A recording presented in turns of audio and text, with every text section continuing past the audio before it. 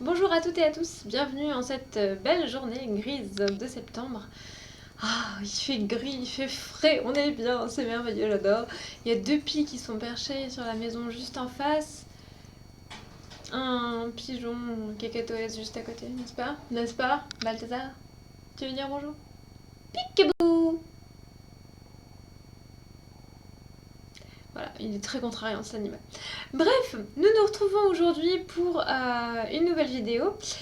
Une foire aux questions, alors je sais plus quel est le numéro, je vous le mettrai dans la barre d'infos en bas. J'ai perdu le fil, ça fait un moment que j'en ai pas fait, donc j'ai perdu un petit peu tout ça. Alors, cette foire aux questions, oui coucou, cette foire aux questions vient d'un...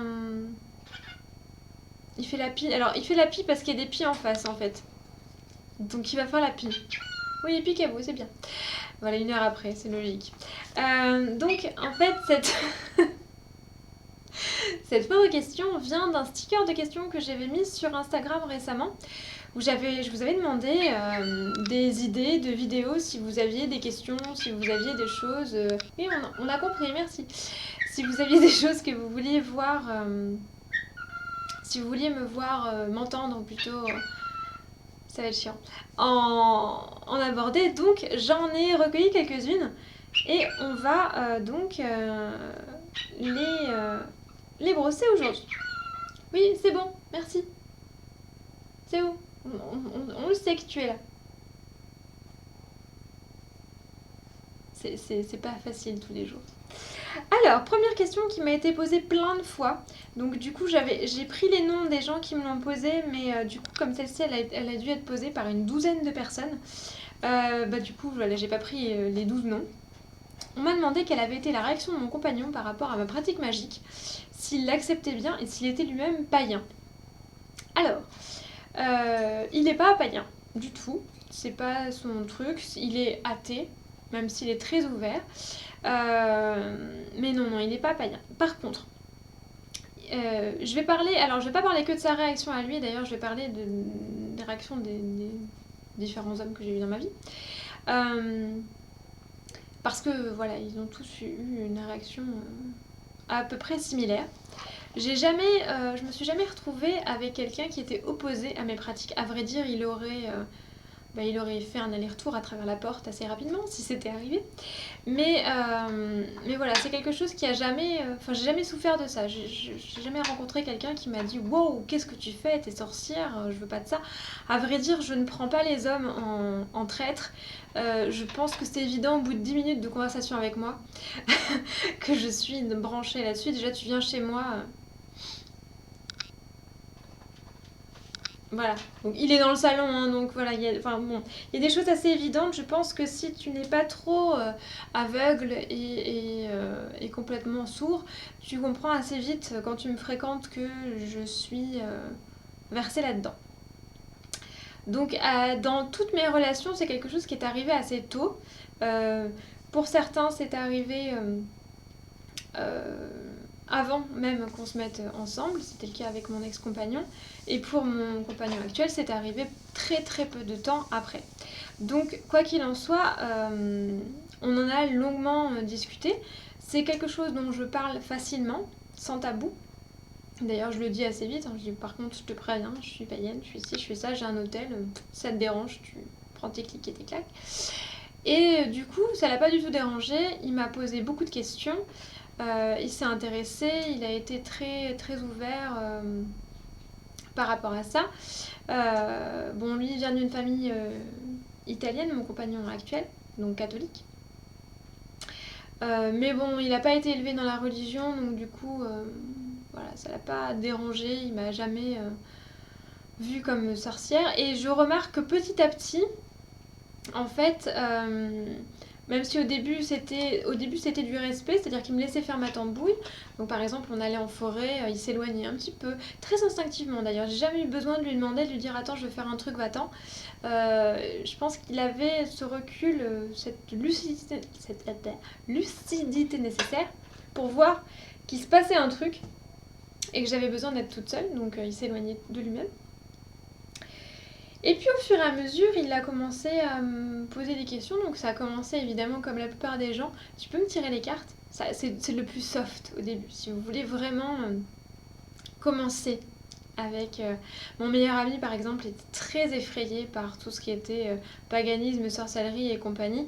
Mais voilà, tirer les cartes, c'était assez doux au début. On pouvait commencer avec ce genre de choses là et puis maintenant il me réclame carrément des rituels donc comme quoi c'est assez rigolo même il accepte de participer, il a participé à certains trucs, il a participé on avait fait un rituel ensemble à Beltane, il brûle des petits papiers avec moi à Samhain, donc c'est pas des rituels très élaborés mais du coup je pense qu'il a envie de rentrer un petit peu dans la tradition, il voit ça comme quelque chose de sain, comme quelque chose en lien avec la nature, donc de naturel, de joli. Et puis il s'est aperçu que ça fonctionnait. Donc du coup, il me demande régulièrement des petites choses. Alors, c'est pas des choses extraordinaires, mais voilà, maintenant ça le dérange plus de venir me voir et de me dire dis donc, tu pourrais pas me faire un sortilège, une amulette, un truc pour ci, ça et ça. Donc c'est assez rigolo. Mon ex-compagnon était aussi très ouvert là-dessus. Bon, il était irlandais, donc forcément, il était irlando-écossais même. Donc, il était issu d'une famille qui avait déjà qui était évidemment monothéiste, mais qui avait déjà on va dire des traditions et des coutumes païennes en fait qui étaient conservées. Donc du coup voilà, c'était quelque chose qui avait été très fluide et ça s'était très bien passé aussi. Donc voilà, ça s'est toujours bien passé. Donc c'est pas quelque chose qui est gênant, bien au contraire. Et je pense que voilà, si j'avais besoin d'être accompagnée dans un pèlerinage, quelque chose comme ça, il viendrait avec moi. D'ailleurs il est venu avec moi dans certains pèlerinages. Voilà, il fera pas de spiritisme avec moi. Je pense pas. J'y arriverai pas à lui faire de spiritisme. J'avais réussi avec mon ex, mais lui, j'y arriverai pas. Mais voilà, il fera des petits charmes basiques sans problème. Donc ça, c'est plutôt appréciable, n'est-ce pas? Alors, on m'a demandé aussi une question qui me paraît très intéressante. J'aurais pu faire une vidéo entière dessus, mais bon, je préfère l'intégrer dans une FAQ. C'est la différence entre suivre un rituel existant et créer le sien. Quel est l'intérêt de l'un et de l'autre? Donc ça, c'est une question qui m'a été posée par Gaia Tree of Life sur Instagram. Donc si tu passes par ici, merci pour cette question parce qu'elle est, je trouve, particulièrement intéressante. Mais bon, je me suis dit, je vais pas tenir ma durée habituelle là-dessus parce que finalement c'est assez synthétique. Alors la différence entre suivre un rituel existant et créer le sien, c'est une différence essentiellement d'implication. C'est-à-dire quand tu suis un rituel qui est déjà existant, il y a un côté confort, un côté rapidité, c'est rassurant. C'est comme en cuisine. Je compare tout le temps la sorcellerie avec la cuisine et bon, ceux qui cuisinent vont comprendre tout de suite pourquoi. Parce qu'il y a ce côté-là au début, on aime bien suivre des recettes préétablies, on se dit voilà, ça a été testé et approuvé par d'autres gens, je peux pas trop me planter, c'est quelque chose qui va convenir, au pire si c'est pas formidable, ce sera toujours mangeable. Donc en sorcellerie c'est pareil, on se dit voilà une recette qui a été faite par quelqu'un, ça a été testé, approuvé, je peux pas trop me planter, je peux pas me retrouver avec un non-sens. Si j'ai pas trop le temps de réfléchir aussi c'est un gain de temps, donc voilà, c'est quelque chose qui peut être intéressant surtout au début. Et je pense que c'est important au départ, pas forcément de faire beaucoup de rituels préconçus, mais en tout cas d'en lire beaucoup, parce qu'on se rend compte de la mécanique du rituel, exactement comme en cuisine. Vous n'allez pas commencer à établir vos propres rituels de cuisine, vos propres recettes de cuisine. Lapsus, bonjour. Tout de suite, dès que vous allez commencer, vous allez au début commencer par faire des recettes un peu simples et puis vous allez ajouter un petit truc. Par exemple, vous allez faire un 4 quarts et puis vous allez vous dire, bah, tiens, je vais mettre de la fleur d'oranger, ça va être un peu sympa. Voilà, ça va être un petit truc tout con au départ, mais vous allez vous rendre compte que plus vous allez faire de recettes et plus vous allez en lire, plus vous allez comprendre comment ça marche, plus vous allez comprendre combien de farine il va vous falloir pour avoir la consistance que vous cherchez, quelle température il va falloir pour votre four, est-ce que vous allez plutôt utiliser une cuillère en bois ou un fouet pour mélanger, vous voyez, c'est des choses qui vont s'acquérir dans la pratique et et dans l'habitude en fait, dans la lecture, dans la recherche, dans la documentation, et bien en magie c'est exactement pareil, c'est-à-dire que vous allez finalement comprendre comment fonctionne un rituel. Vous allez vous rendre compte qu'un rituel il est composé de plusieurs étapes qui sont globalement toujours les mêmes et que en fait les différents éléments vont se combiner pour atteindre le but que vous recherchez en passant par ces fameuses étapes qui sont plus ou moins répétitives. Vous allez vous apercevoir que vous êtes plus à l'aise avec certains objets, certains ingrédients, certains outils qu'avec d'autres, donc vous allez pouvoir les privilégier. Donc je pense que c'est important au départ. Les rituels préconçus au départ sont là pour nous donner une base, pour nous donner de l'inspiration. Vous allez voir aussi qu'il y a des choses qui ne vont pas du tout fonctionner pour vous, des choses avec lesquelles vous allez être mal à l'aise. Par exemple, si vous êtes asthmatique, vous allez vous apercevoir que brûler sans arrêt de l'encens et des plantes séchées, ça va vous mettre au supplice et que finalement vous allez être beaucoup plus à l'aise avec des huiles, avec des choses plus fines et plus...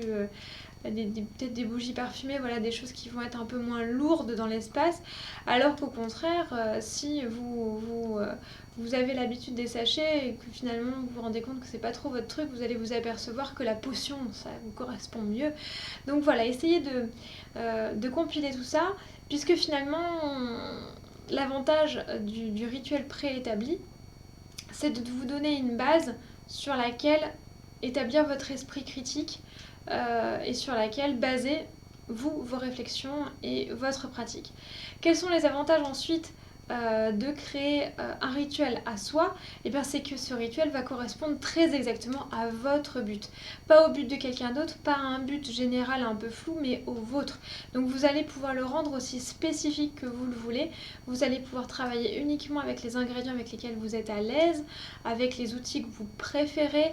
Bref, vous allez pouvoir en faire quelque chose de vraiment sur mesure. C'est exactement comme un vêtement que vous allez coudre en fonction de vos mesures à vous. Il vous ira parfaitement, il n'ira pas forcément à quelqu'un d'autre. C'est pas comme un vêtement que vous allez acheter dans le prêt-à-porter, vous voyez.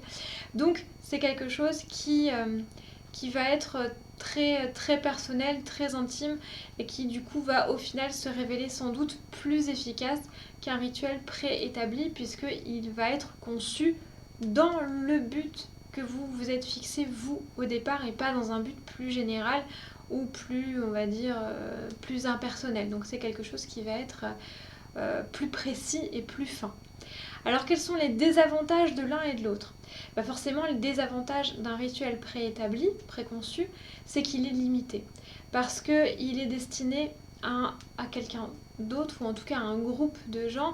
Il a été écrit par quelqu'un qui n'a pas forcément votre sensibilité à vous, qui n'a pas forcément vos habitudes, donc qui a lui-même ses petits goûts, ses petites habitudes, sa petite zone de confort qui ne sont pas forcément les vôtres et qui du coup va s'axer sur un but plus général et qui du coup va manquer de précision. Et en revanche, les désavantages d'un rituel personnel, c'est que ça va vous demander beaucoup plus de travail parce que vous allez devoir avoir une réflexion plus profonde. Vous allez vous demander quel est le moment le plus adéquat, quelle forme doit prendre mon rituel, est-ce que je fais un sachet, est-ce que je fais une potion, une amulette, un talisman, une fumigation, etc. Le choix des ingrédients aussi, qu'est-ce que je fais, qu'est-ce que je prends? Est-ce que je prends des bougies? Est-ce que je prends des couleurs? Est-ce que je prends des plantes? Est-ce que je prends des pierres? Et qu'est-ce que je choisis? Donc il va falloir faire un gros travail de recherche là-dessus et un gros travail pour élaguer aussi, pour choisir tous ces différents ingrédients, parce que des fois vous allez vous retrouver avec des listes d'ingrédients qui sont énormes, si vous avez fait des listes de correspondance dans votre grimoire, et vous allez vous rendre compte que oui, il va falloir choisir entre tout ça, et le choix peut des fois être un petit peu difficile. Donc c'est quelque chose qui viendra de plus en plus facilement avec l'expérience, mais au départ c'est vrai que ça peut être un petit peu effrayant, et puis on peut se tromper aussi, on peut choisir un mauvais moment et se rendre compte après. Mais bon, ça c'est toujours quelque chose qu'on peut faire, même avec un rituel préconçu, on peut carrément se tromper de rituel, se dire qu'on a besoin d'un sort d'amour alors qu'on a besoin d'un sort de guérison pour cœur brisé, bref. Donc voilà, je pense que il faut pas cracher sur les rituels préétablis, parce que c'est toujours utile. Il faut continuer à en lire, je pense même quand on a arrêté. Moi j'aime bien lire des rituels, même si c'est très très rare aujourd'hui que je fasse un rituel qui a été écrit par quelqu'un d'autre. Ou en tout cas, quand j'en fais un, je rajoute toujours des trucs ou j'en enlève. Et au final, ça ressemble plus trop au rituel de base. Mais voilà, je pense que comme en cuisine, au départ, il faut avoir une base, il faut avoir un cadre, et qu'un rituel préétabli, ça peut vous le donner. Donc commencez doucement. Si au départ vous n'êtes pas trop à l'aise avec l'idée de composer votre rituel, et ben rajoutez, enlevez des choses sur un rituel qui est déjà préconçu. Par exemple, vous pouvez réécrire une incantation, vous pouvez changer une plante par une plante qui vous semble plus appropriée, changer une couleur aussi, on l'a vu quand on a parlé des mythologies personnelles pour ceux qui me suivent sur Patreon. Donc voyez un petit peu ce qui peut être personnalisé un petit peu, voilà, comme le coup de la fleur d'oranger dans le 4 quarts. Rajoutez des petites choses. Et puis après, vous allez vous rendre compte que vous allez ajuster. Vous allez enlever un peu de farine, rajouter du beurre, puis un jour, vous allez complètement improviser avec les bases que vous connaissez. Vous allez vous rendre compte que vous allez faire un gâteau qui va être que personne d'autre aura fait avant vous. Et vous allez faire un rituel que personne d'autre aura fait avant vous et qui vous ressemblera et qui sera à votre goût, à votre convenance et à votre image. Donc voilà, les deux sont intéressants pour moi. Troisième question qui m'a été posée par une chauve-souris sur Instagram toujours, que je salue au passage. Il m'a demandé qu'est-ce qui t'a motivé à commencer YouTube. Alors c'est une question effectivement intéressante. Qu'est-ce qui m'a motivé à commencer YouTube? Alors bizarrement, je regardais pas beaucoup de vidéos païennes, spirituelles et sorcières. À vrai dire, j'en regarde toujours très peu. Moi, je préfère les livres, je suis pas très vidéo. Ça peut paraître paradoxal. Par contre, j'aime bien parler. Donc, j'aime bien le support. Alors, au départ, je voulais... La toute première vidéo que j'avais faite, qui est très vieille, très moche, découpée en plusieurs portions, et où ma tête est coupée, parce qu'au départ, j'étais dans l'éducation nationale, et du coup... à cause du devoir de réserve, je ne pouvais pas montrer mon visage sur une chaîne qui n'était pas laïque. C'était une présentation du tarot Visconti Sforza, qui est mon premier vrai tarot. Et du coup, voilà, j'avais envie, j'en avais vu aucune de présentation de ce jeu, et j'avais envie... c'était les seules vidéos que je regardais, c'était les vidéos de présentation de tarot et d'oracle, parce que du coup, j'aimais bien regarder les cartes. Et je me suis aperçue qu'en fait, c'était pas ce que j'avais envie de faire. Parce que y en avait déjà plein, des vidéos qui présentaient des choses comme ça, et que moi ma marotte c'était la sorcellerie. Et finalement il n'y avait pas beaucoup à l'époque où j'ai commencé de vidéos qui parlaient de la sorcellerie, en tout cas qui en parlaient de manière décomplexée, qui parlaient de tous les aspects, en tout cas de sortie des conceptions wiccan et sortie du triple retour et de la pensée positive. Il n'y avait pas grand chose, et du coup j'ai eu envie de faire un peu mon petit trou, mon petit espace.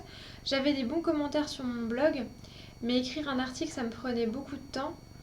Et faire une vidéo, je sais pas, je trouvais ça plus instinctif. J'avais moins le côté, je me relis, j'hésite, est-ce que j'écris ça, est-ce que je l'écris pas. Je me suis dit, je vais me mettre moins de barrières, moins de filtres. Si je fais une vidéo, je m'interdis d'ailleurs d'éditer mes vidéos avant de les poster. Non pas par fainéantise, mais parce que je veux vous livrer un contenu le plus brut possible. Je prépare pas beaucoup mes vidéos. Je bafouille, je me reprends, je dis n'importe quoi, j'hésite, peu importe. C'est pas grave, parce que j'ai envie de présenter quelque chose qui soit assez impulsif, assez instinctif.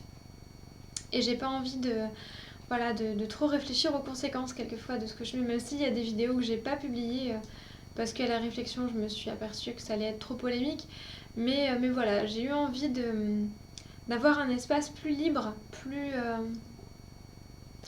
plus ouvert que mon blog, et de papoter en fait. Donc j'avais l'idée d'une papote, même si c'est à sens unique, je monologue et vous écoutez péniblement mes longues diatribes interminables, et merci d'ailleurs. Mais voilà, j'avais envie d'avoir un échange un peu plus oral, un peu plus axé justement sur les traditions orales. Donc c'est ce qui m'a motivée à commencer YouTube. J'aimais bien ce côté-là. Quatrième question qui m'a été posée. Qui m'a été posée par Claire la Mosellane. J'espère que je le prononce correctement. Comment te remets-tu de tes downs, de tes manques de foi, de confiance et de motivation? Ça, c'est une question intéressante parce que j'en ai souvent. et que du coup, je pense qu'on est nombreux à en avoir souvent. Et effectivement, c'est quelque chose qui m'a souvent posé problème parce que j'ai une, j'ai une pratique qui est très en dents de scie. Il y a quelques temps, pendant que j'étais à l'hôpital, là, j'ai eu des séjours hospitaliers au mois d'août. Et bizarrement, j'ai eu une explosion spirituelle. J'avais le corps dans un état lamentable. J'étais, j'étais au bout de ma vie. Je me suis dit, je vais y laisser la peau, c'est pas possible. Je suis en train de crever. Et bon, même si c'était pas grave et que c'était pas le cas, hein, mais. Et bizarrement, je sais pas, peut-être parce que mon corps m'avait lâché. Alors là, l'esprit, il a pris le dessus et j'ai eu une espèce de période. J'ai fait des tirages de tarés. J'ai fait qu'écrire dans mon livre des ombres, enfin un truc de fou, je voyais, j'ai fait des rêves d'enfer, enfin un truc qui m'était pas arrivé depuis super longtemps. Ça a duré quoi, une semaine, 2 semaines? Et puis bouf, c'est retombé comme un soufflet sorti trop tôt du four. Donc voilà, j'ai des up et des down très régulièrement et au début ça me paniquait beaucoup. Parce que dès que j'avais un down, je me disais oh mon dieu, ça y est, j'ai perdu mon mojo, ça y est, je suis plus digne d'être sorcière, ça y est, c'est pas possible. Parce que j'avais cette image un peu peut-être source de complexe de la sorcière qui est tout le temps au top, c'est aussi véhiculé par les médias, par les réseaux sociaux, par les blogs, par tout ça, hein, de la sorcière qui pratique tout le temps, qui relâche jamais, qui est tout le temps positive, qui est tout le temps forte, qui trouve des solutions à tout, alors que moi il y avait des moments j'étais juste roulée en boule dans mon lit et j'avais envie de crever. Donc j'ai eu tous ces moments où justement je me suis dit voilà, c'est foutu, c'est fini, alors qu'en fait pas du tout. Et je me suis aperçue que les choses revenaient. Donc maintenant je panique un peu moins. Quand j'ai un down, ben, je me dis c'est pas grave. Il faut bien que la vague ait un creux pour qu'il y ait une crête. Donc je suis dessous. Mais effectivement, quand je suis dans ces périodes-là, j'ai trouvé des. Alors pas forcément des solutions pour en sortir parce que je pense qu'il faut rien brusquer. Je pense que si on a des downs, c'est pour une bonne raison. Si on a ce que j'appelle des crises de foi, FOI, c'est justement parce qu'on traverse une phase où il y a besoin d'un ajustement. Donc il ne faut pas forcément chercher à en sortir, mais il faut chercher à les supporter le mieux possible et à passer la tempête dans les meilleures conditions, on va dire. Ou plutôt à traverser le désert dans les meilleures conditions. J'ai eu des périodes de manque de motivation, de manque de pratique qui ont été très longs, qui étaient dus à des causes extérieures et qui m'avaient ébranlé mais terriblement. Il y avait un point où j'étais à la limite de balancer mes objets, hein. J'ai songé à brûler mon grimoire, hein, quand même, hein. Donc c'était dramatique. Bon, Dieu merci, je ne l'ai pas fait. Mais en tout cas, je pense que voilà, il y a plus des choses à faire pour supporter. Alors, qu'est-ce que je fais quand je suis dans ces périodes-là pour supporter? Pour décomplexer. Parce qu'en fait, moi, mon gros problème, c'est ça. C'est le problème de complexer. C'est le problème du syndrome de l'imposteur. D'ailleurs, la question suivante porte là-dessus. C'est le problème de la culpabilité aussi de ne pas pratiquer. Là, par exemple, mon hôtel, je n'y ai pas touché depuis Ostara. Bon, faut dire qu'à Lisa et Lunasa, j'ai fêté dehors. Et donc, du coup, j'ai pas trouvé bon de faire un hôtel. J'ai rien fait pour Beltane parce que j'étais alitée. Et donc, du coup, bah, il y a des moments, ça me culpabilise un peu. Et puis, je me dis finalement, on s'en fout de l'hôtel, c'est du matériel. C'est. Voilà, l'important, c'est ce qu'il y a à l'intérieur. Donc, qu'est-ce que je fais? Alors, généralement, je chouchoute. Je me chouchoute et je chouchoute mes objets, mes outils. Je vais par exemple passer du temps à. Je bois beaucoup de thé. Quand je suis dans ces phases-là, je bois du thé. Je bois vraiment beaucoup. Je sais pas pourquoi. J'ai toujours ce côté, cette réplique de Hook, de grand-mère Wendy dans Hook, qui dit que nous autres Anglais, dans les situations de crise, commençons toujours par faire du thé. Et c'est mon mantra dans la vie. T'es pas bien, tu te sens démotivé, t'as le blues, t'as une perte de motivation, de foi, de confiance, whatever, tu fais du thé. Bon, alors je sais pas si vous ce sera pareil, mais en tout cas, je sais pas, le thé a une vertu consolatrice pour moi. Donc je bois du thé et je lis. C'est-à-dire que je vais rechercher mes livres, en particulier les plus vieux, les livres que je lisais au tout début de mes pratiques, des livres que je connais par cœur, qui sont un peu doudou, un peu chouchou, et je les relis. Parce que ça me permet de me reconnecter à ce que j'étais avant, à mes pratiques de base. Donc je ferai une vidéo d'ailleurs sur les livres, ça m'a été demandé, sur les livres qui ont été source de changements majeurs dans ma pratique et qui ont été point de départ de choses. Donc je ferai une vidéo spécifique là-dessus. Mais voilà, je relis des... Alors ça peut être des vieux classiques. Là récemment j'ai relu Le Petit et le Grand Albert, comme vous avez pu le constater sur Instagram. Ça peut être, il y a des livres comme Est-ce comme sorcière de Marie Desbois que je relis régulièrement. Les tout premiers livres que j'ai eus, les premiers livres de sorcellerie que j'ai eus, les premiers magazines pourris de sorcellerie que j'ai eu aussi, parce qu'il y a un côté Madeleine de Proust, donc je fais ça. Je regarde aussi des films et des séries qui font partie de ma pop culture magique, donc, dont j'ai déjà parlé dans une ancienne vidéo. Par exemple, je vais me regarder des vieux épisodes de Charmed, je vais regarder Dark Crystal, je vais regarder Hocus Pocus, je vais regarder voilà, tous ces films qui ont bercé ma vie de sorcière et qui m'ont fait sentir sorcière. Je vais regarder Practical Magic, je vais regarder The Craft, je vais regarder voilà, tous ces films qui me donnent de l'inspiration. Parce que voilà, l'idée c'est d'aller rechercher l'inspiration. Si je l'ai perdue dans ma vie de tous les jours, je vais aller la rechercher et je la recherche dans l'imaginaire. Donc si j'ai un down, je me remets Practical Magic et j'écoute Stevie Nicks. Et voilà, j'écoute Alan Silvestri, j'écoute voilà, tous ces trucs-là qui me reconnectent à l'image de la sorcière. Je m'écoute en boucle How Soon Is Now, donc le générique de Charmed, qui est aussi dans The Craft d'ailleurs. Donc toutes ces séries, alors ça peut être des séries un peu plus récentes. Dans les séries un peu plus récentes, il y avait Witch of East End que j'aimais beaucoup, donc il y a des épisodes que j'aime bien. Donc j'en regarde un. Il y a un épisode de Penny Dreadful que j'aime beaucoup aussi, qui est dans la deuxième saison, qui est le 3e je crois. L'épisode flashback où elle revient, où on la voit avec la sorcière de la lande de Cutwife of Barren Tree. Donc je regarde ça. Parce que voilà, ça me... Alors c'est pas forcément des pratiques qui sont réalistes, on est bien d'accord, mais en tout cas ça me reconnecte à des images et bizarrement ça aide beaucoup. Vous faites un thé avec un bouquin doudou et Hocus Pocus, vous allez voir que la sorcière en vous, elle va pas prendre très longtemps pour dire attends, il se passe un truc, ça sent la citrouille non? Je sors. Et voilà, ça peut être tout simple comme ça et ça peut m'aider à me remotiver et à me réveiller un petit peu tout ça. Donc je force rien, c'est pas des pratiques, hein, c'est vraiment quelque chose de passif. Ça peut être des romans aussi, il y a des romans qui mettent en scène des éléments de magie, de sorcellerie. J'ai Brida de Paulo Coelho que j'aime beaucoup et qui me reconnecte avec ce genre de choses. Par exemple, j'aime bien le lire de temps en temps, en plus il se lit super vite. Donc voilà, ça peut être des petites choses toutes simples comme ça. J'aime beaucoup relire des romans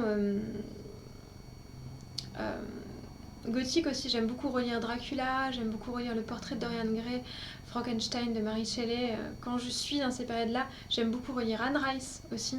Donc je relis essentiellement la trilogie des sorcières méfères et les chroniques des vampires avec mon chouchou, c'est la Reine des damnés. Donc voilà, de temps en temps, ça me reconnecte à des choses, à des pratiques, à cette espèce d'image fantasmée de la sorcière que j'ai et qui me sert en fait de carotte pour faire avancer l'âne si vous voulez. C'est pas quelque chose de réaliste mais ça me regonfle un petit peu et ça me rebooste, donc ça aide. Deuxième chose que je fais aussi, c'est que j'essaie de me concentrer sur les toutes petites pratiques quotidiennes que j'ai tendance à oublier. J'ai tendance à plus me rendre compte que c'est des actes de magie et du coup je les néglige, disons que je les fais passer dans l'habitude et je me dis que je pratique plus alors qu'en fait si je pratique. Je m'en suis rendu compte avant-hier. Avant-hier j'ai fait des tartelettes au mur. Et j'étais en train de réfléchir justement en me disant punaise, voilà, ça retombait, quel dommage. Et je me suis aperçue que j'étais en train de tracer des runes dans ma batte. Et je me suis dit, tu vois que tu es encore en train de pratiquer en fait. Mais c'est un truc que je fais tellement instinctivement, tellement souvent, parce que voilà, je trace des sigils dans mon thé, je trace des runes dans ma bouffe, voilà, je fais j'ai des mantras, j'ai des choses comme ça que je fais régulièrement. et qui sont tellement rentrées dans mes mœurs que j'ai plus du tout l'impression que ça fait partie de ma pratique, alors qu'en fait si. Donc reconnectez-vous à ces petites choses et rendez-vous compte que ce sont des actes de magie, et que même si vous êtes en perte de motivation, vous n'avez pas écrit dans votre livre des ombres, vous n'avez pas fait de tirage de tarot, vous n'avez pas fait de grands rituels, mais vous avez tracé des runes dans votre pâte à tarte, vous avez tracé un sigil dans le lait au miel que vous avez fait à votre compagnon qui était malade, bah si, du coup vous avez pratiqué, mine de rien. Donc c'est des petites choses comme ça. Troisième chose que je fais aussi, de la contemplation. Donc la contemplation, en général, alors soit je fais de la contemplation naturelle, alors si je peux, je sors. Donc je vais, alors j'ai un endroit moi où je vais pratiquer assez souvent et où je vois, où je suis en connexion avec la nature, avec les cycles. Donc j'y vais, je vais marcher, je vais m'aérer, je grimpe dans mon arbre et je regarde le paysage au loin. Je joue un peu de flûte, voilà, je fais des choses qui me reconnectent en fait à la vie, en fait, à la nature, au cycle, etc. Ou alors, si je peux pas sortir de chez moi, si je suis trop malade, trop fatiguée, ou que j'ai pas le temps, je regarde des images aussi. Sur Instagram, je me suis fait un espèce de mood board où j'enregistre des images que je regarde de temps en temps et qui vont me reconnecter avec des sentiments, des inspirations, etc. Ou alors, je regarde mes objets, mes outils préférés, je les tiens en main, je les manipule, je range mes pierres, je trie mes plantes dans mes bocaux, je jette les vieilles, je refais mes étiquettes, je fais la poussière.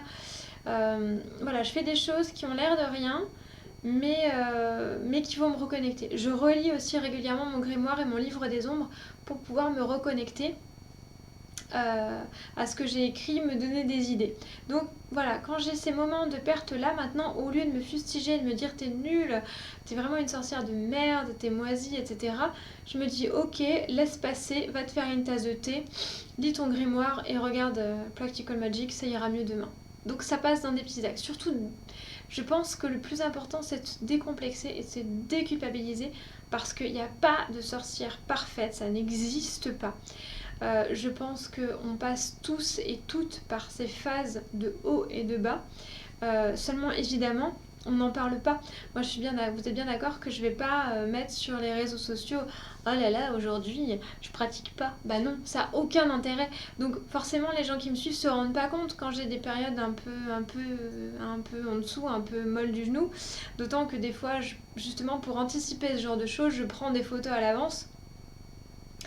Et je les poste justement quand j'ai un coup de mou. Par exemple, là, fin août, j'avais des super grandes envies d'automne, mais il faisait 45 degrés. Donc j'avais pris des photos très automnales et je me suis dit, je vais pas les poster maintenant, ça n'a pas de sens, il fait 45 degrés. Donc je les ai postées récemment. Parce que du coup, voilà, là j'étais un peu plus en dessous, mais voilà, je me suis dit c'est le moment, et du coup ça donne pas du tout l'impression que j'ai traversé un passage à vide. Alors que si. Donc vous fiez pas à ça aussi quand vous suivez des gens. Ne vous dites pas oh là là c'est merveilleux, il ou elle pratique tout le temps, il a jamais de baisse de régime. Si il peut faire comme moi et anticiper et mettre des trucs à l'avance. Donc ne croyez pas tout ce que vous voyez. Ce que vous voyez sur les réseaux sociaux, sur les sites, etc., c'est seulement ce qu'on a envie de vous montrer, ce qu'on a envie de partager. Moi, j'ai pas envie de partager mes moments de déprime, mes moments de douleur, mes moments où je suis pas bien, déjà parce que ça aurait pas d'intérêt, puis parce que j'ai pas envie de transmettre ça. Déjà, j'ai pas envie de le garder forcément pour moi, donc j'ai pas envie de vous le donner. Donc je vous le donne pas. Mais ça veut pas dire que je suis toujours au top. Bien au contraire. Donc décomplexer, déculpabiliser, prenez soin surtout de vous et essayez de faire des choses qui vont vous alléger le cœur et l'esprit et qui vont vous reconnecter avec la sorcière en vous qui n'est jamais morte mais qui fait la sieste de temps en temps. Et puis ça la repousse, ça lui fait du bien, puis vous allez voir qu'après ça repart un mars et ça repart comme on dit. Alors on m'a ensuite demandé où est-ce qu'il est là. Donc toujours, alors c'est encore Gaia Tree of Life qui m'a posé plein de questions intéressantes. Deux questions qu'elle m'a posées à la suite. Elle m'a demandé que faire quand le coming out n'était pas possible. Alors, euh, ça c'est vrai que ça peut être quelque chose d'un peu délicat. Euh, alors soit quand ce coming out n'est pas possible dans la famille, avec les proches, etc., soit dans le travail. Euh, je pense que c'est vraiment les deux sphères dans lesquelles on peut se retrouver un peu bloqué. Et la réaction, je pense, ne sera pas la même. C'est-à-dire si vous êtes bloqué au niveau de votre coming out avec votre famille et vos amis, euh, c'est pas normal. Dans le sens où si les gens vous aiment, ils doivent accepter qui vous êtes. C'est pas normal de ne pas pouvoir se révéler à soi-même et de ne pas pouvoir faire un coming out auprès de nos proches. Alors je sais que ce que je dis va sembler un peu violent, mais je ne conçois pas que quelqu'un ne soit pas capable, même si ça lui prend du temps, hein, mais ne soit pas capable de comprendre que vous êtes vraiment cette personne-là, que ça fait partie de vous et que vous ne pouvez pas le réfréner si il ou elle vous aime vraiment. Donc je pense que là, il y a un problème de communication. Quand ça passe pas, quand vous avez le sentiment avec vos parents, avec vos amis, avec votre conjoint, conjointe, euh, que vous ne pouvez pas faire votre coming out païen sorcier, c'est qu'il y a quelque chose qui ne va pas au niveau de la communication entre vous et il va falloir travailler là-dessus parce que c'est pas normal que vous vous réfréniez. Vous êtes sorcier, vous êtes païen, c'est en vous, c'est quelque chose qui est indissociable de votre être, comme votre orientation sexuelle, hein, c'est pareil, c'est pour ça qu'on emploie aussi le terme de coming out, hein, c'est exactement la même idée. On ne choisit pas d'être homosexuel, on ne choisit pas d'être païen, c'est quelque chose qui est là. Et du coup, si votre proche n'est pas capable, pas forcément de le comprendre, mais en tout cas de l'accepter et de montrer de la bienveillance, bah ça va pas, quoi. C'est pas normal, il y a quelque chose qui... C'est pas normal que vous deviez réfréner une partie de ce que vous êtes pour faire plaisir à l'autre, ou en tout cas pour pas le brusquer dans ses convictions. Enfin, c'est comme si vous étiez végétarien et que une personne vous oblige à manger de la viande. Enfin, ça n'a pas de sens, quoi. On doit vous accepter comme vous êtes. Donc, je pense que là, il faut entamer une grosse conversation avec ces gens-là, sans violence, hein, sans rentrer dans un conflit, mais leur faire comprendre que c'est pas un hobby, que c'est pas une passade, que c'est pas juste pour choquer, que c'est pas quelque chose que vous faites pour leur nuire, mais que c'est quelque chose qui fait partie de vous, qui vous construit en tant qu'être humain. Et qui doit être accepté. Vous ne demandez pas forcément de comprendre et de partager, hein, c'est pas ce qu'on demande à l'autre, mais il faut au moins que l'autre respecte. Et ça me paraît absolument indispensable. Exactement comme dans l'orientation sexuelle. Sinon, on peut pas cultiver un rapport familial harmonieux quand on ne nous accepte pas sous toutes nos faces. Enfin, je veux dire, imaginez, vous êtes homosexuel, vos parents vous disent non, non, non, non, non, bah non, tu seras hétérosexuel. Ça arrive, hein. C'est abominable, mais ça arrive. Comment voulez-vous être épanoui, heureux et bien dans votre peau? C'est pas possible. C'est pas possible. Vous pouvez pas. Bah là, c'est pareil. Enfin, vous êtes païen, vous venez le dire à vos parents, ils vous disent non, non, sois catholique. Bah non, non, non, non, c'est pareil. Vous n'allez pas pouvoir y arriver. Vous pouvez pas nier cette part de vous. Vous pouvez pas l'étouffer et vous pouvez surtout pas être ce qu'on attend de vous. Donc il faut que l'autre comprenne que vous êtes un être humain à part entière et que vous avez des traits de personnalité qui ne lui appartiennent pas, qui n'appartiennent qu'à vous et qu'il faut les accepter même si ça lui plaît pas. Que ça lui plaît pas, c'est une chose. Il a le droit, ça lui appartient. Mais par contre, il faut qu'il vous laisse vous exprimer et ça vous appartient à vous. Donc on ne peut pas vous interdire ça. On ne peut pas vous interdire d'être. On peut éventuellement vous interdire de faire si jamais, par exemple, si vous vivez chez vos parents et que vos parents ne veulent pas que vous pratiquiez la sorcellerie chez vous, ça c'est quelque chose qui peut être compréhensible parce que vous partagez un toit. Donc là, il y a des compromis à faire. Si eux sont par exemple très religieux ou superstitieux et qu'ils ont peur que ça leur attire des choses, bon, là vous partagez une maison. Donc là, il va falloir faire des compromis entre les deux et chacun a son mot à dire. Donc là, le faire, pourquoi pas.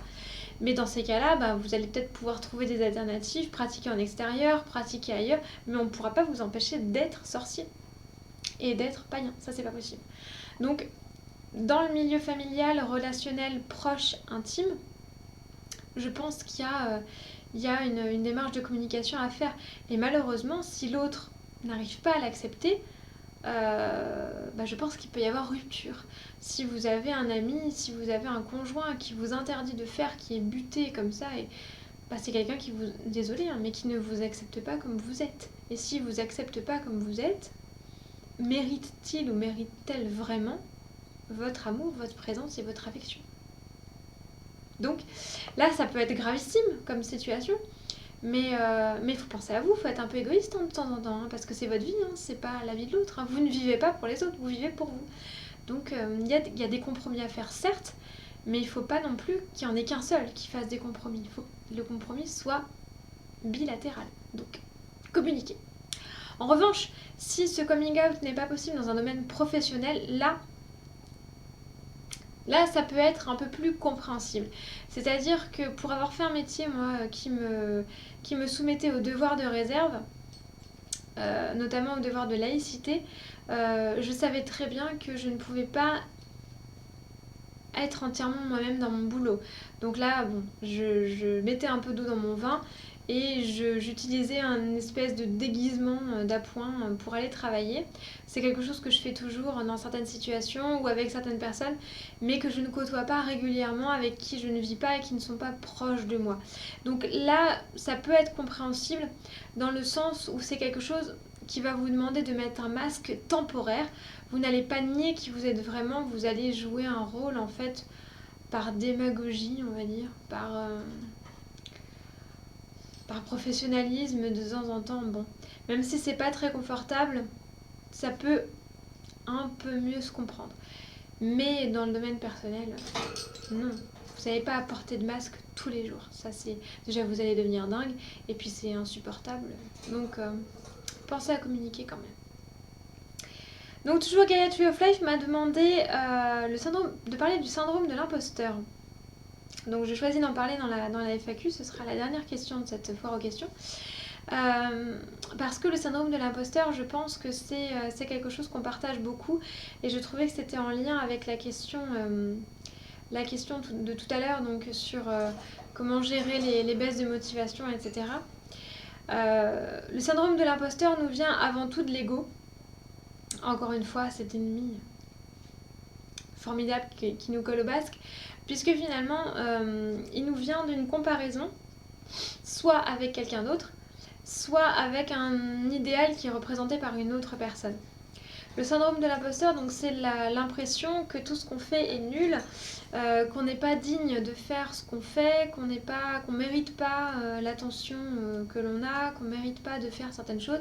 Et ça peut être quelque chose qui nous bride beaucoup et qui envenime beaucoup de choses. Donc c'est quelque chose dont j'ai souffert et dont je souffre toujours. C'est pas facile à gérer, le syndrome de l'imposteur. Ça vient souvent de l'enfance. La première étape, je pense, la première chose à faire pour travailler là-dessus, c'est d'en identifier l'origine. Demandez-vous pourquoi vous souffrez du syndrome de l'imposteur. Est-ce que quand vous étiez petite, on vous a répété que vous ne valiez rien, que vous n'étiez pas assez bien, que ce que vous faisiez c'était pas bien, que vous aviez qu'il fallait faire plus d'efforts, que vous étiez pas... C'est souvent des origines scolaires, hein, tristement, hein, le syndrome de l'imposteur. Hein. C'est souvent lié à... Ça peut être une seule personne, hein, ça peut être des choses... c'est dingue l'impact que peut avoir une personne. Moi, par exemple, j'ai une phobie terrible, j'ai la phobie de chanter. Toute seule, ça va, je chante sans arrêt, toute seule. Par contre, je suis incapable de chanter devant quelqu'un d'autre. Tout ça parce qu'un surveillant, dont j'ai oublié le nom, dont j'ai oublié le visage, m'a dit, quand j'étais en CM1, que je chantais faux. Une personne insignifiante, je ne me rappelle plus qui c'est, un mot, une phrase assassine. À vie. Je suis bloquée à vie. Depuis le CM1, j'ai plus jamais chanté devant quelqu'un. Donc c'est quand même gravissime de se rendre compte qu'on se bloque pour un connard en fait, hein, faut bien dire ce qui est. On dit pas à une petite fille de CM1, ta gueule, tu chantes faux quoi. Mais il m'a pas dit ta gueule, mais il m'a dit tais-toi, tu chantes comme une casserole. Comme une casserole. Le mot est resté. Tais-toi, tu chantes comme une casserole. C'est assassin pour une petite fille de CM1. Ou pour un petit garçon, peu importe, hein, c'est pas parce que c'est une fille, mais pour un enfant de cet âge-là, c'est meurtrier comme phrase. Ça tue quelque chose en vous, ça a tué le rossignol ou le cacatoès en moi, je ne sais pas. Mais enfin, ça a tué quelque chose en moi et ça me bride beaucoup. Je peux pas chanter à cause de lui. Et le plus terrible, c'est que c'est quelqu'un qui n'a eu aucune importance dans ma vie. Donc, comme quoi. Donc, déjà, oui, déjà, une chose importante, faites attention à ce que vous dites aux autres. Les phrases, les mots font mal, des fois. On n'a pas forcément une intention malveillante quand on dit certaines choses, mais il peut y avoir un impact sur les autres. Et quand vous recevez ce genre de phrases assassines, vous devriez le dire aussi. Vous devriez dire à l'autre, lui signifier qu'il vous a fait mal et lui montrer à quel point il vous a fait mal. Parce que peut-être qu'il n'avait pas cette intention-là et peut-être que le fait de savoir qu'il n'avait pas l'intention de vous blesser peut diminuer un tout petit peu cet impact. Donc si jamais votre syndrome de l'imposteur vous vient de quelqu'un, bon moi ça me vient pas que de là, hein, ça me vient essentiellement de ma mère. Bon, j'ai un autre débat, mais j'en ai parlé avec elle, justement, récemment. Et ça venait pas du tout d'une malveillance de sa part, et je me suis aperçue que ça allégeait un petit peu le processus. Donc si jamais ça vous vient de quelqu'un que vous arrivez à identifier, essayez d'aller lui en parler. Et essayez de lui dire, voilà, à telle période, tu m'as dit ça. Qu'est-ce que tu voulais dire exactement? Quel message tu as voulu me transmettre? Et quelle réaction tu attendais de moi avec ces mots-là?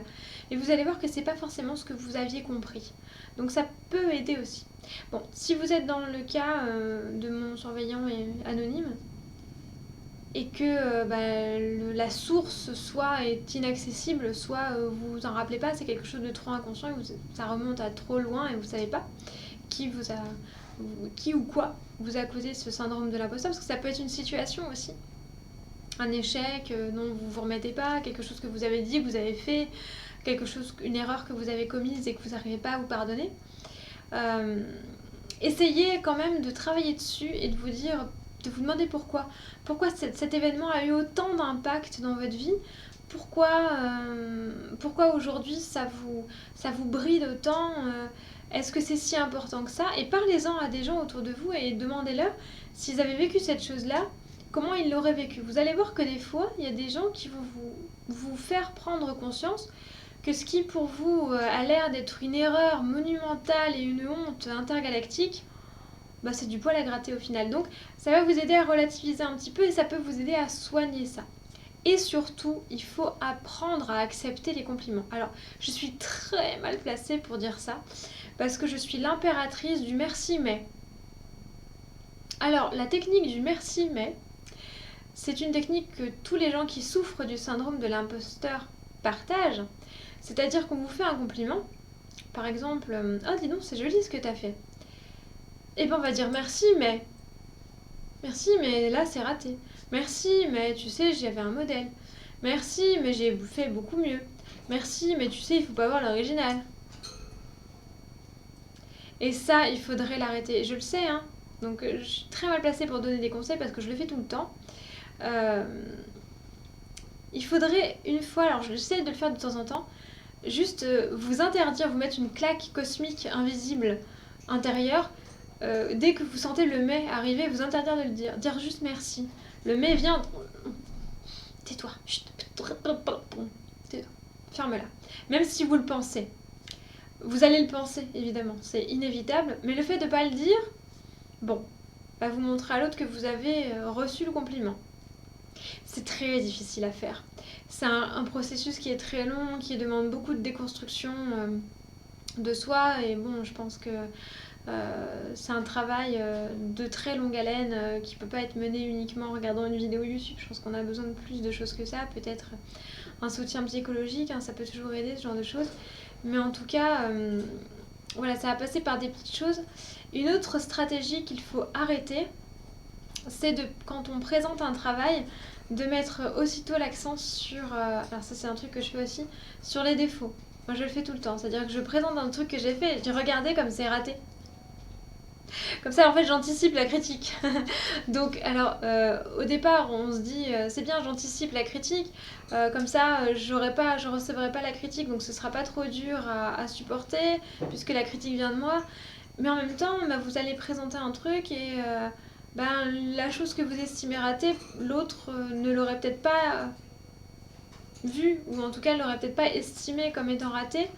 ou aurait peut-être vu autre chose dans ce que vous montrez. Donc le problème quand vous faites ce genre de choses-là, c'est que vous orientez le regard de l'autre et vous lui mettez un prisme négatif. Donc il faut se débarrasser de ça, il faut juste présenter son travail et accepter que le retour qu'on puisse vous en faire puisse être autant positif que négatif. Et s'il est négatif, acceptez que de toute façon, ça n'engage que l'autre. Ça vous engage pas, vous l'avez fait, après, prenez du recul. Donc le syndrome de l'imposteur, quand on est en magie, c'est souvent par comparaison par rapport aux autres, à se dire, ben, elle fait plein de trucs, lui, il a plein de choses... on est sans arrêt en train de se comparer, surtout avec les réseaux sociaux. Et gardez en tête que ce qu'on montre sur les réseaux sociaux, ce n'est pas ce qu'on est. Disons que ce qu'on montre sur les réseaux sociaux, c'est ce qu'on a. Moi, les photos que je mets, pour vous donner mon exemple, si vous me suivez sur Instagram, c'est pas forcément représentatif de ce que je suis. Au contraire, c'est des mises en scène. C'est quand je fais des tartelettes, on est bien d'accord que je mets pas plein de décors partout systématiquement. Ça, c'est des objets que j'ai sortis, que j'ai mis pour faire joli. Parce que j'aime ce qui est beau, j'aime la mise en scène, ça me fait des sources d'inspiration, c'est de la créativité. Parce que j'aimerais dessiner et peindre, mais c'est pas un truc avec lequel je suis très à l'aise. Par contre, j'aime bien faire des mises en scène pour les photos. Donc voilà, je présente des objets, je présente des choses, mais à côté de ça, vous voyez pas qu'il y a des toiles d'araignée sur mon hôtel, que mon attamé prend la poussière, que c'est le bordel dans un autre coin, que j'ai eu un passage à vide la semaine dernière. Vous voyez pas les moments où je suis couchée dans mon lit, que je suis à peu près aussi spirituelle qu'un bigorneau mort. C'est toutes ces choses-là que vous ne voyez pas et qui pourtant font partie de la réalité. Alors certes, je vais pas les montrer, c'est pas de l'hypocrisie, c'est simplement parce que je vois pas l'intérêt de montrer ces choses-là et parce que justement, mon Instagram, j'ai envie que ce soit quelque chose de motivant et que ce soit quelque chose d'agréable à regarder, pas seulement pour vous mais pour moi aussi, que ça me rappelle des bons souvenirs. J'ai pas envie d'y mettre des mauvais souvenirs sur mon Instagram, c'est pas le but du tout. Donc forcément on a l'impression que je vais toujours bien, que je suis toujours productive, que je passe ma vie à boire du thé en jetant des sortilèges, en tirant les cartes, en faisant des tartelettes. Non, c'est pas ça. J'ai aussi des moments de bad. Donc si vous avez un syndrome de l'imposteur qui est lié à ça, qui est lié à ce que les autres montrent, rappelez-vous qu'ils ne montrent que ce qu'ils ont envie de montrer et que c'est pas forcément leur quotidien. Rappelez-vous aussi qu'il y en a qui montrent des choses qui sont pas forcément vraies. Il y a du vol aussi. Donc il y a des gens qui vont imiter d'autres personnes, il y a des copycats, ça existe. Il y a des gens qui prétendent aussi faire des choses alors qu'ils n'en font pas, qui vont prétendre avoir jeté un rituel alors qu'ils ont juste disposé des objets et qu'il n'y a pas eu de rituel de fait, qu'ils ont regardé Netflix à la place. Donc essayez d'avoir un filtre là-dessus et dites-vous que ce que vous voyez, ce n'est que la partie émergée d'un iceberg, donc vous ignorez quasiment tout. Donc ne vous comparez pas aux autres, même si c'est pas facile, comparez-vous uniquement à vous-même. La seule personne que vous devez battre, entre guillemets, avec laquelle vous devez entrer en compétition, c'est vous-même. Vous devez être meilleur que vous-même, pas meilleur que les autres. Essayez de progresser uniquement par rapport à vous-même. Ou en tout cas, si vous avez l'impression de régresser, essayez de réatteindre un palier que vous aviez atteint avant. Mais fixez-vous des buts qui sont les vôtres, qui ne sont pas les buts de quelqu'un d'autre. Et vous allez voir que vous allez vous débarrasser un tout petit peu de votre syndrome de l'imposteur. Voilà, j'espère que ça vous aura plu. Alors il y a encore plein de questions que j'ai pas eu le temps de traiter parce que ça fait déjà 53 minutes et que voilà, je vais m'arrêter là avant de vous mettre en overdose et puis parce qu'il faut que j'aille travailler aussi. Bassement matérialiste, et oui, on a tous des contraintes. Mais voilà, ça aura au moins répondu à certaines questions. Merci à tous ceux qui ont participé d'ailleurs à ce sticker parce que vous avez été extraordinairement productifs. J'ai pas tout mis en story parce que ça aurait été abominable, ça aurait fait une story terrible. J'ai une 60aine de suggestions, de questions pour la FAQ et de suggestions de vidéos, donc il y a de la matière. Je pense que j'ai de la matière pour 2 ans là. Donc évidemment ça sera pas, pardon pour ceux dont les questions ne sont pas encore traitées, ça va venir, j'ai tout noté, vous voyez, j'ai tout noté, j'en ai 2 doubles pages comme ça de suggestions. Ça viendra, je les traiterai toutes, mais soyez patients. Donc je vous remercie beaucoup, merci à ceux qui ont posé ces questions, merci à vous qui m'avez visionné. Si vous avez envie de rajouter encore des questions, vous avez le droit de les écrire dans les commentaires, je les note, hein, toutes, même si je mets quelquefois beaucoup de temps parce que, voilà, parce que j'ai d'autres projets ou que je suis pas dans le mood d'y répondre aussi. Des fois j'aime bien avoir l'inspiration pour répondre aux questions de la manière la plus complète possible. Donc si vous avez des suggestions, si vous avez envie de rebondir sur les questions de mes FAQ, les commentaires sont là pour ça. N'oubliez pas que vous pouvez aussi me soutenir sur Ko-fi et sur Patreon. Les liens sont comme d'habitude dans la barre d'infos en dessous. Merci de m'avoir visionné, merci d'être là. En attendant la prochaine vidéo, prenez soin de vous, portez-vous bien, faites des tartelettes, buvez du thé, regardez des films un peu doudou, surtout ne culpabilisez plus jamais de rien et restez magique même quand vous ne faites rien. Bye!